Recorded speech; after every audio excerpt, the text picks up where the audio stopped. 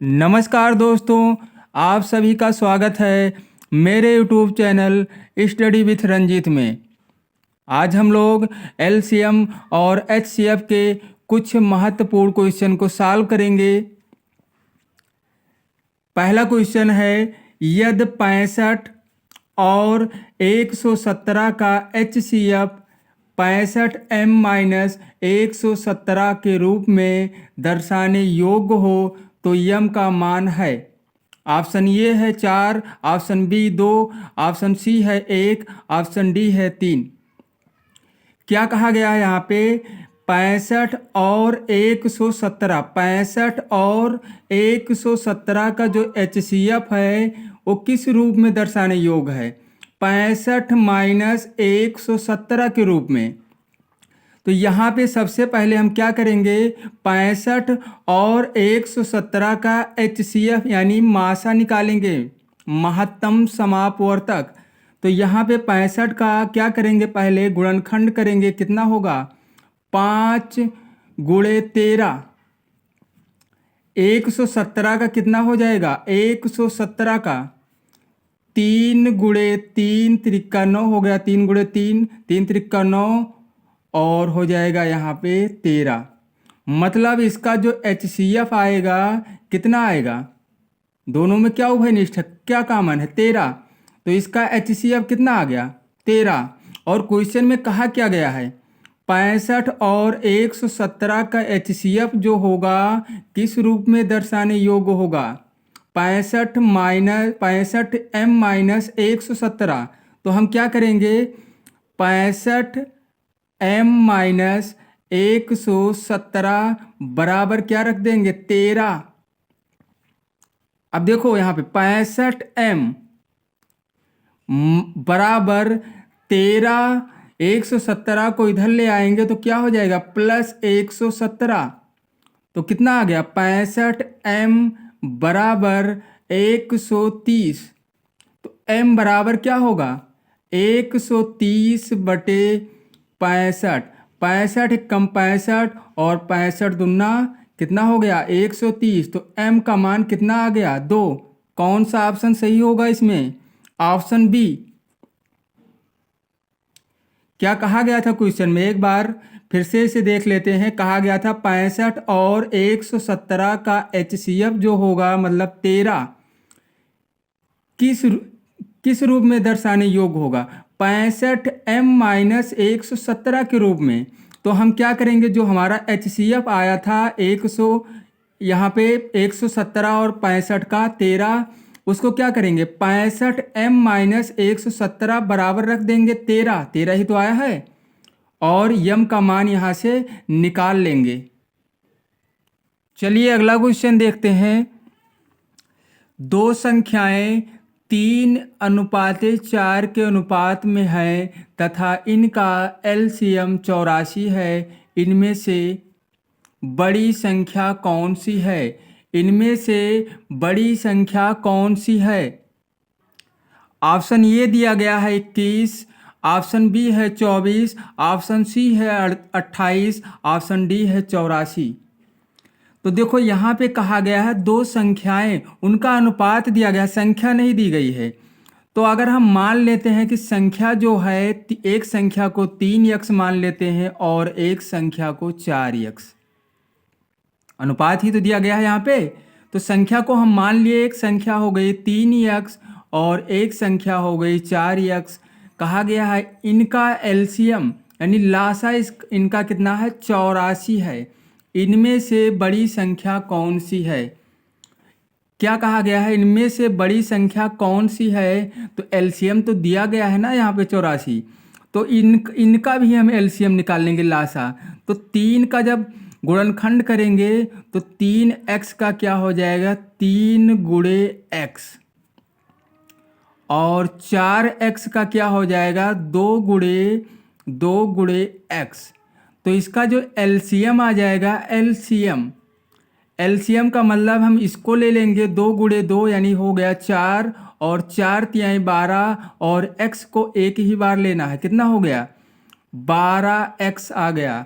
मतलब 3x और 4x का एलसीएम यानी लासा कितना आ गया है 12। और क्वेश्चन में लासा एलसीएम दिया भी गया था, मतलब एलसीएम कितना दिया गया है 84 दिया भी गया है। तो हम क्या करेंगे, दोनों बराबर ही तो होंगे ये दोनों।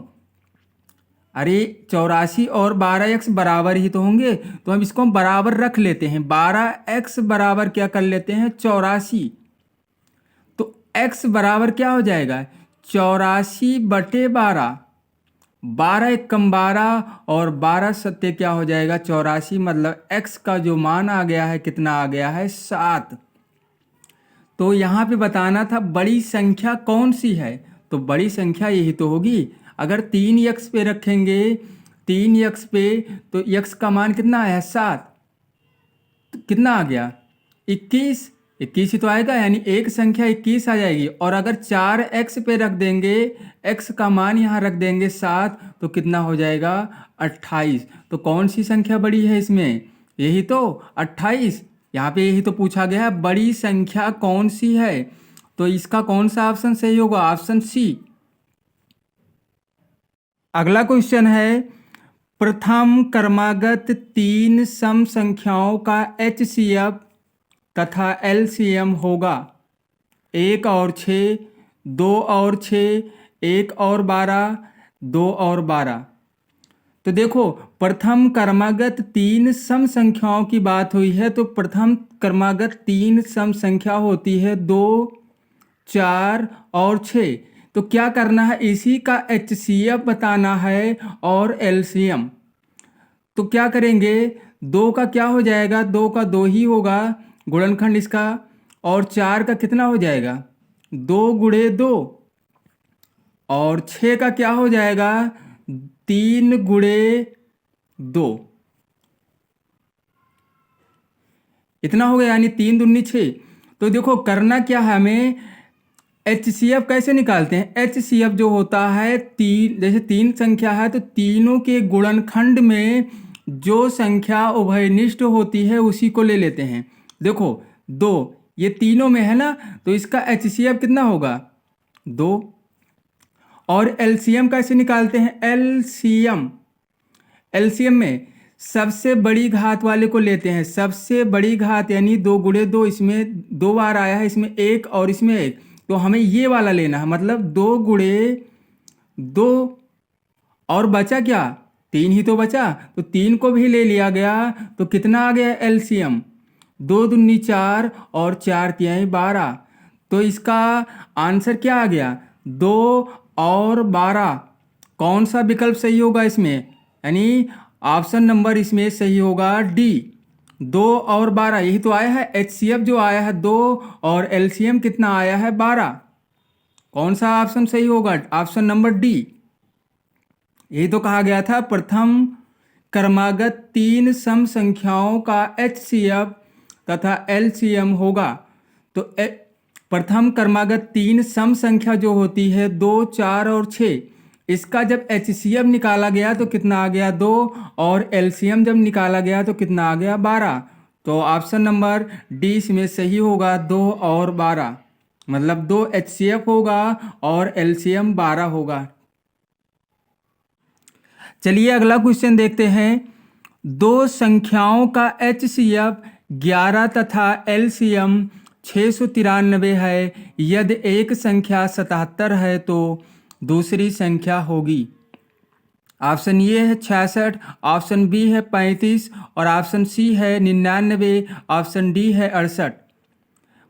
कहा गया है दो संख्याओं का HCF 11 है और LCM कितना है 93, जिसमें से एक संख्या 77 है तो दूसरी संख्या होगी।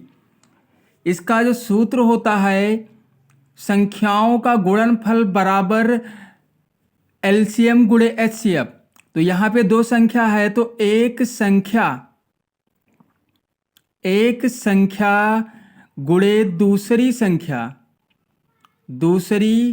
संख्या बराबर LCM गुणे HCF।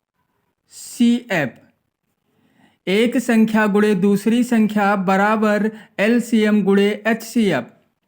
तो इसमें देखो एक संख्या दी गई है 77, 77 गुणे दूसरी संख्या बराबर एलसीएम इसका दिया गया है 693 और क्या हो जाएगा एचसीएफ दिया गया है 11। तो यहां पे क्या हो जाएगा, दूसरी संख्या बराबर 693 गुणे 11। 77 को जब इधर लेकर आएंगे तो बटे में हो जाएगा, मतलब भाग हो जाएगा 77 से।